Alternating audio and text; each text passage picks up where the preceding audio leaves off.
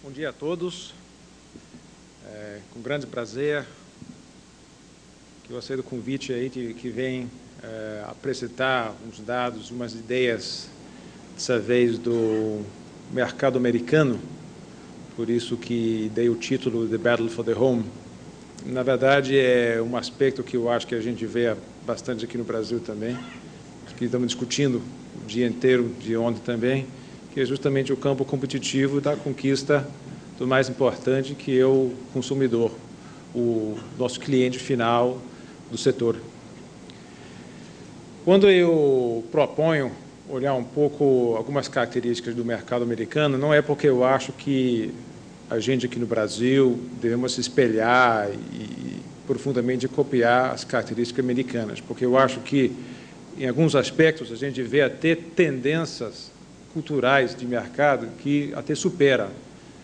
É só vendo, por exemplo, a aceleração de receita por aplicações não voz nas redes móveis no Brasil, já começa a alcançar taxas relativas ao que a gente vê nos Estados Unidos. Também, quando a gente vê o perfil do usuário de internet hoje, a gente vê uma média em grandes grupos que ultrapassa o tempo utilizado na internet, comparado com o usuário americano também. Eu acho que um exemplo bem interessante que eu notei outro dia é um site que ganhou velocidade nos últimos meses, chamado LinkedIn, que é um conceito de interligar profissionais de todos os ramos no mundo inteiro que usam, vamos dizer, as suas ligações pessoais para montar grupos de contato. Essa rede, ultimamente, acho que consiste de 150 mil pessoas, todo mundo pode entrar, totalmente livre, onde mais ou menos 35 mil desses são brasileiros. Então, quer dizer, a maior parte, isso é divulgado no site deles, a maior parte deles, percentualmente, a área mais densa é o Brasil.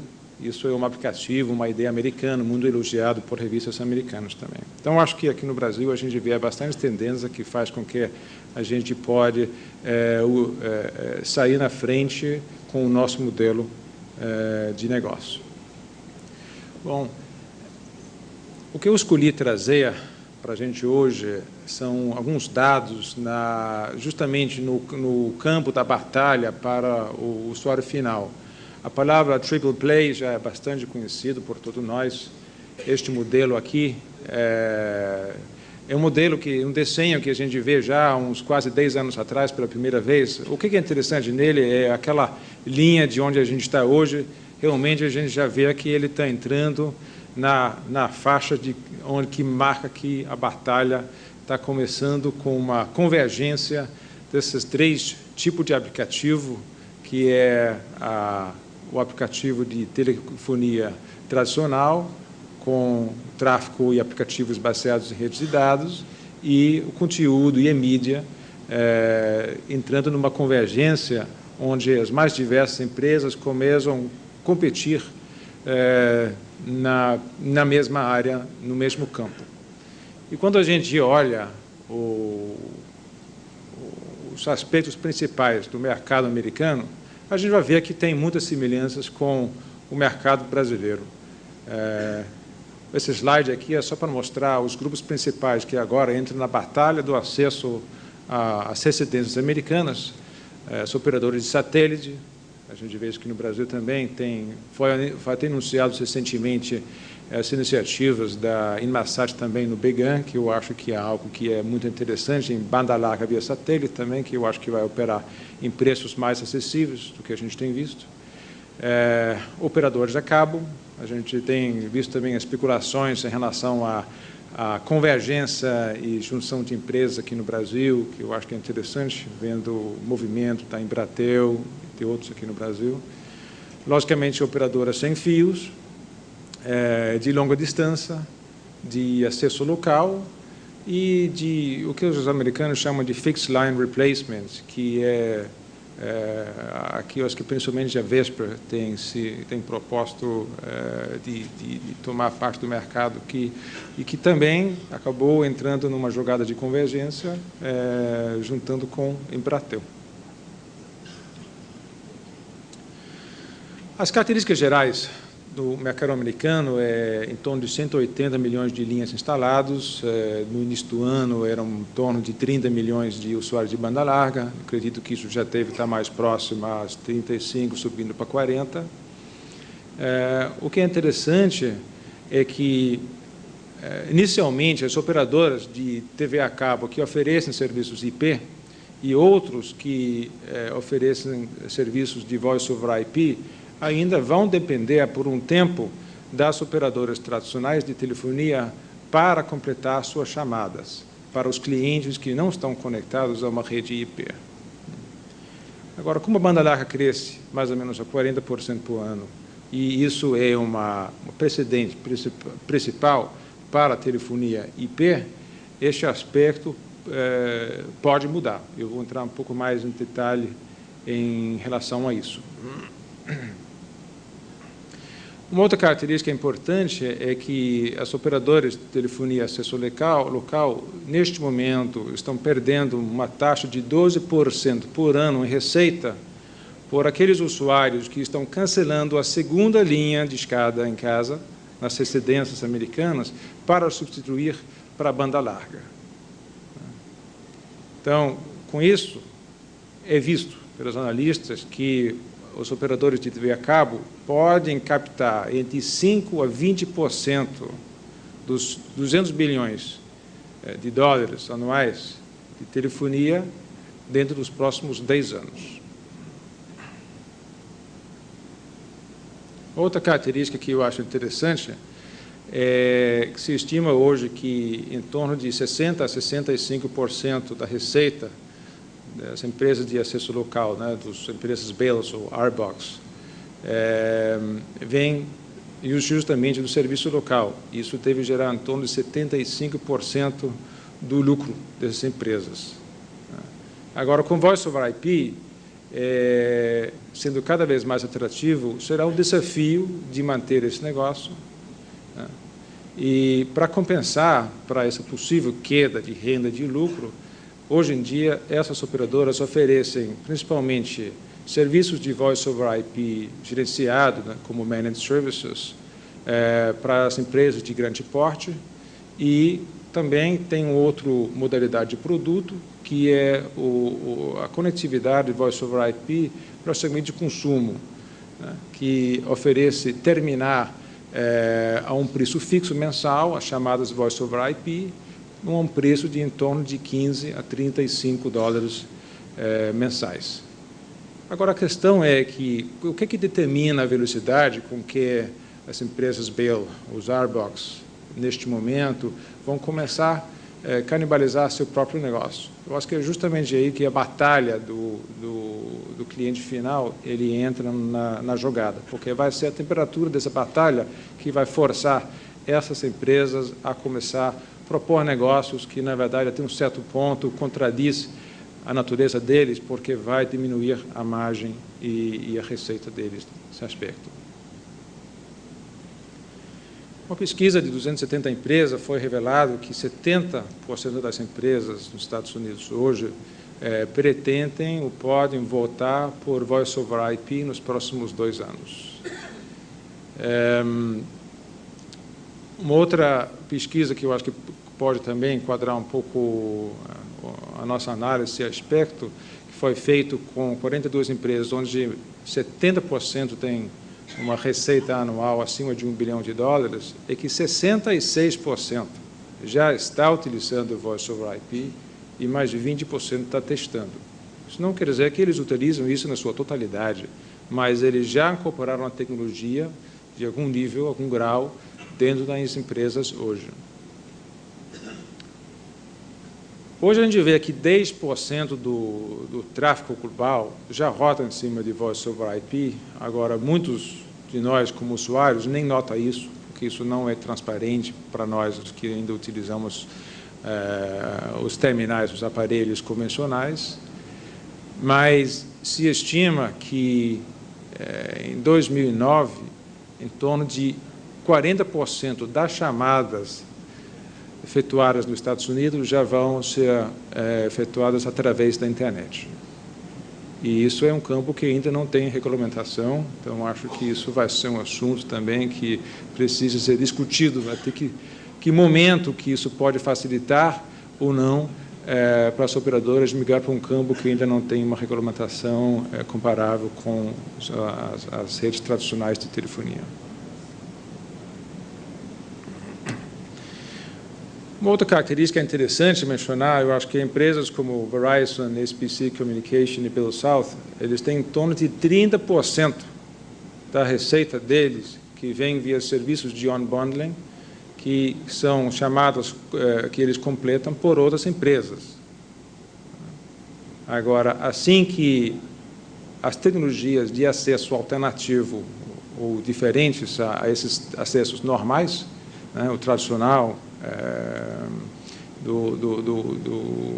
do acesso metálico, então esse tipo de negócio pode se tornar menos interessante. Então, quer dizer que essas operadoras fixas hoje, eles estão enfrentando uma possível ameaça de uma discussão que até recentemente era muito interessante, muito quente, que era o unbundling, vai ser até ultrapassado pelos acessos alternativos de Voice over IP. Né? E, consequentemente, pode até perder uma parte dessa receita, que hoje constitui mais ou menos 30% da receita. E como é que isso pode acontecer? Bom, a gente vê uma empresa como Time Warner, operadora de TV a cabo, eles pretendem lançar uma possibilidade de fazer um bundle de Voice over IP com TV a cabo, quer dizer, é um produto pronto, não precisa de instalar aplicativos específicos em micro, não vai precisar de um conhecimento específico, especial do usuário final para fazer isso. É um produto que empacotado. Isso eles esperam poder, durante este ano ainda, apresentar na maioria dos mercados deles. O que eu acho que é interessante é, um caso deles, que em Portland, 18% dos assinantes atuais de TV a cabo já pagam $40 por mês para fazer chamadas locais e de longa distância, e ambas ilimitadas. Quer dizer, pode ligar quando quiser, dentro do território americano, por $40 por mês. Verizon já disponibilizou aplicativos de Voice over IP para suas residenciais este ano, e o Qwest pretende fazer isso nos 14 estados onde operam até o final de 2004. É interessante observar que qualquer residência que tem TV a cabo ou que tenha um acesso via DSL, na verdade está pronta para adotar Voice over IP. E nós sabemos que essa penetração, hoje, ela é razoável. Um acesso Voice over IP pode ser instalado por um preço que é mais ou menos de 10% a 20% do preço de instalar um acesso de linha de escada convencional. E o número de acessos, consequentemente, também cresceu. De 2002 para 2004, a gente vê um crescimento de 1 a 5 milhões de acessos, estimado até o final deste ano. Um exemplo do ganho que pode ter isso foi...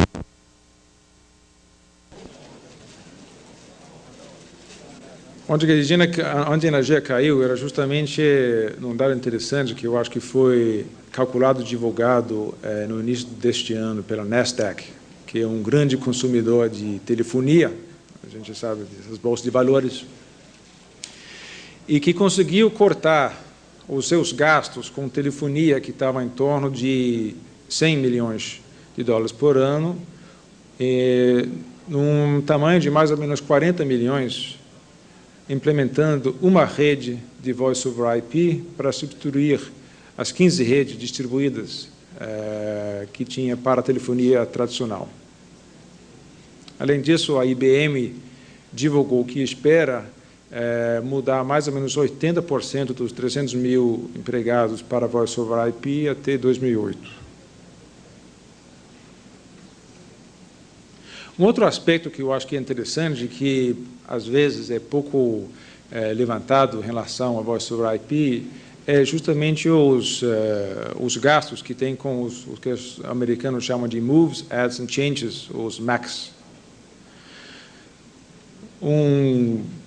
Uma pesquisa do ano passado mostra que, hoje em dia, o custo por MAC é $119, inclusive empresas que têm empregados pendurados em PBX, e que, em média, são efetuados mais ou menos 0,9 MACs por empregado por ano. Então, isso é um custo adicional considerável. Cada MAC, mesmo em PBX, consome mais ou menos de 1 a 2 horas de trabalho. Quando a gente vê outro cenário com Voice over IP, a gente vê um quadro bastante diferente. O MAC de telefonia IP é executado numa média de 15 minutos e tem um custo de $2,50. Então, isso também é uma redução bastante elevada que tem que ser considerado, que é a flexibilidade da configuração da rede IP em relação à flexibilidade da rede comutada tradicional. Em relação a essa flexibilidade, eu achei interessante também trazer algo que mostra a convergência, né, que são serviços móveis que agora começam a interferir com o serviço de banda larga, e a gente tem várias propostas já existindo e está vindo mais aqui para o final do ano aqui no Brasil, que é justamente banda larga via os modems sem fio. Hoje em dia, a Verizon Wireless já oferece um serviço combinado com cobertura nacional de 1x e VDO, onde é pago $80 por mês para ganhar um acesso ilimitado de todo o território, inclusive com volume ilimitado também. Logicamente, a cobertura de IVDO ainda é um pouco restrita a alguns mercados, mas, saindo desse mercado, cai para a velocidade de 1x, que, em muitos casos, também é suficiente, dependendo do aplicativo. Mas, então, isso só para mencionar que as empresas de acesso móvel, que têm os braços celulares também, conseguem entrar nessa batalha para a banda larga, para o cliente final. Então, quais são as características que a gente pode prever do consumidor no futuro? Eu fiz uma série de constatações aqui que eu acho que são importantes debater ou discutir. E é que o jovem tem cada vez uma tendência de largar a telefonia tradicional e usar a telefonia móvel para voz, 100%. Isso é uma característica que a gente vê nos Estados Unidos, eu vou entrar um pouco mais em detalhe de como é que isso acontece. As operadoras já começam e têm uma tendência de oferecer as linhas de banda larga, de DSL, sem o acesso discado tradicional. Já é uma espécie de unbundling também, de vender os dois produtos separadamente, já que muitas pessoas estão optando para ter acesso principal de voz via um telefone celular. As operadoras de TV a cabo, focando em HDTV, TV de alta definição, internet de alta velocidade e implementando redes residenciais sem fio. A operação tem que ser fácil e simples. Eu acho que, quando ando em Triple Play, onde a mídia também tem um componente muito forte, eu acho que é interessante fazer um paralelo com as tecnologias de TV, que aqui no Brasil tem uma penetração extremamente alta e ninguém discute, por exemplo, ninguém entre o usuário final, ninguém especula em que tecnologia que está usada lá diariamente, a não ser quem opera o sistema que está por trás. Então, já temos uma face para o usuário que é conhecido, que é normal, que é tranquilo, que a gente precisa também para um pré-requisito muito importante para os aplicativos de Voice over IP. Não é a tecnologia que é interessante, mas é a experiência do usuário final e o empacotamento e a maneira que isso é levado ao mercado.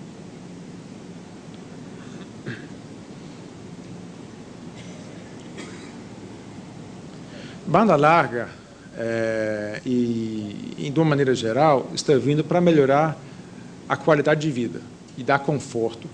E eu acho que no Brasil também, eu acho que o componente de segurança não deixa de ser importante também. A banda larga permite que a família esteja bem informada, que tenha um acesso interativo e personalizado a notícias do mundo inteiro, junto com filmes, programas educacionais e jogos. Uma discussão, um debate que a gente já tem aqui no Brasil há um tempo. O dispositivo de comunicação deve ser integrado no ambiente residencial. Quer dizer, um micro que está escondido lá no cantinho, no dormitório, já não é a maneira mais legal de implementar este ponto de acesso que vai ter dentro de casa. Tem uma tendência de que os moradores vão usar uma espécie de tábua sem fio, que é uma tela que eles vão poder transportar e usar em qualquer lugar dentro da casa, e que funciona como um acesso para e-mail, web browsing, um álbum de fotos, e, de uma maneira geral, escola de mídia, e pode até funcionar como uma tela de TV, ou pode funcionar como um controle remoto para o que os moradores queiram assistir em TV. Então, essa tábua ela traz mobilidade para a residência, e os moradores podem ter acesso de qualquer lugar dentro da casa, ou mesmo ao redor da casa, jardim, garagem, etc. E ele também traz o componente de segurança, que aqui no Brasil, tanto nos Estados Unidos, tem sua importância, que pode ligar as câmeras, por exemplo, de controle de acesso a condomínios ou às próprias casas. Foi falado durante muitos anos sobre a geladeira com a tela embutida, né, inclusive na Ericsson. Acho que já faz 10 anos, mais ou menos agora, que a gente já apresentou essa ideia pela primeira vez. Hoje, isso já existe como um produto pronto, venda de mercado. O Samsung já traz ao mercado americano a geladeira com uma tela, com essa tábua embutida. Pode retirar ele, e ele funciona via tecnologia sem fio, ainda continua ligado à rede, todas essas funcionalidades. E está meio no início agora do ciclo de venda desse produto, mas ele é comercializado a em torno de $5.000. Então, ele permite assistir a DVD e fitas de vídeo através de uma conectividade com a máquina de DVD ou de vídeo. Ele proporciona conectividade à internet, pode fazer compras online, informações, mensagens instantâneas, integrados, por exemplo, com funcionalidade de push-to-talk, né? Lembrando que isso é uma funcionalidade de um aplicativo que roda em redes IP também, na tecnologia do protocolo SIP, e, portanto, também começa a penetrar as redes fixas também, né? Então, pode-se formar grupos, por exemplo, de usuários na tela, e chamar todos simultaneamente, se for amigos, grupo de trabalho, família, etc.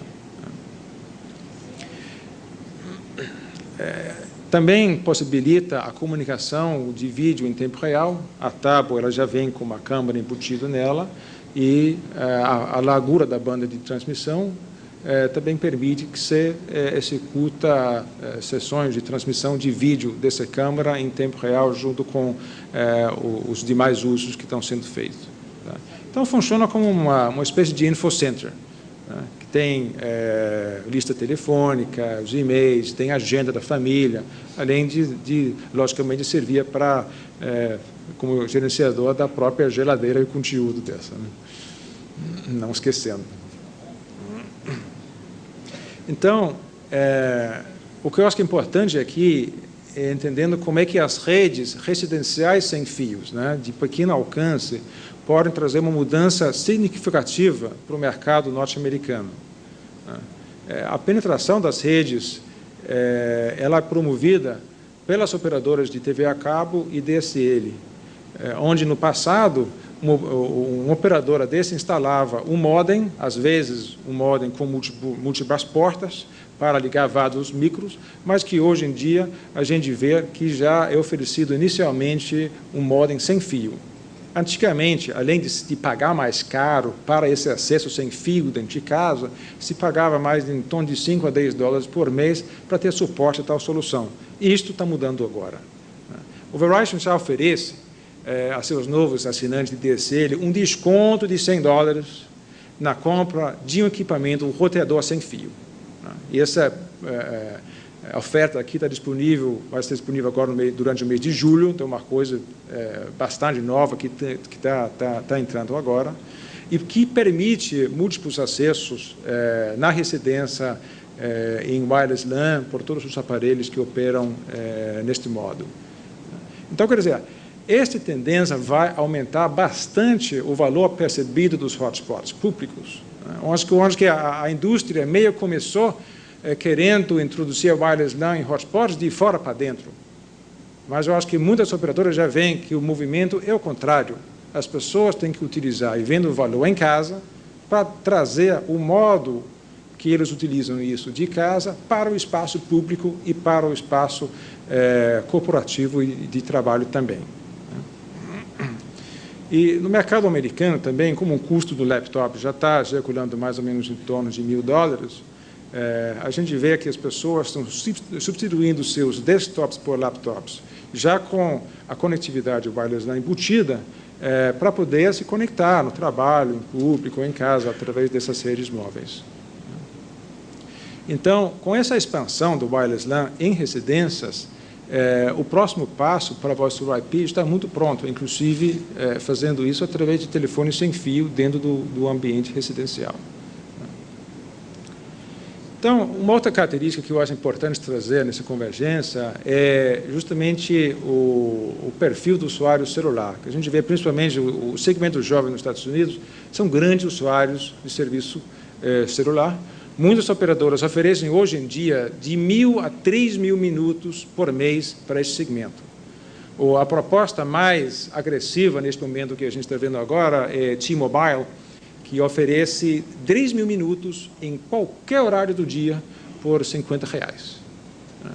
E lembrando que, normalmente, o usuário que usa mais, ele está em torno de 1.500 a 2.000 minutos, mas já estamos vendo esse segmento de usuários que apenas utiliza o celular, jamais utiliza o telefone fixo mais. Uma outra característica importante é o uso de SMS, para a expansão do serviço de voz, ou em extensão do serviço de voz. Principalmente, isso vem da cultura de mensagens instantâneas da internet. E a gente vê vários exemplos onde o usuário que está acostumado com esse serviço na internet, quando ganha um telefone ligado o Instant Messaging em SMS, sem ver a conta, já disparam em torno de 1.000 a 1.500 SMS, até mais, por mês. E levam, por isso, conta de $60 a $70 pelos SMS. Então, as operadoras, até agora, não têm uma proposta dimensionada para isso e, portanto, ainda falta um pouco da migração de Instant Messaging para o meio celular, pela precificação, porque também você paga para receber as mensagens também. Então, como as pessoas não sabem se você está no celular ou se está em casa, que essa ideia da convergência, quando você está no celular ou está na sua mesa em casa, é difícil regular. Então, a precificação para contornar esse problema ainda não foi totalmente resolvida. Então, eu acho que é importante entender justamente como é que esse cenário vai funcionar no futuro. Entender a interligação dos aparelhos que comunicam em casa, no ponto de acesso que liga à internet, e como é que isso também muda o perfil do usuário final e o usuário residencial para ser um usuário basicamente móvel e utilizando a convergência IP e realizando suas chamadas à voz através dessa tecnologia também. Então, essa conclui a minha apresentação agora, e eu agradeço muito pela atenção de todos. Obrigado.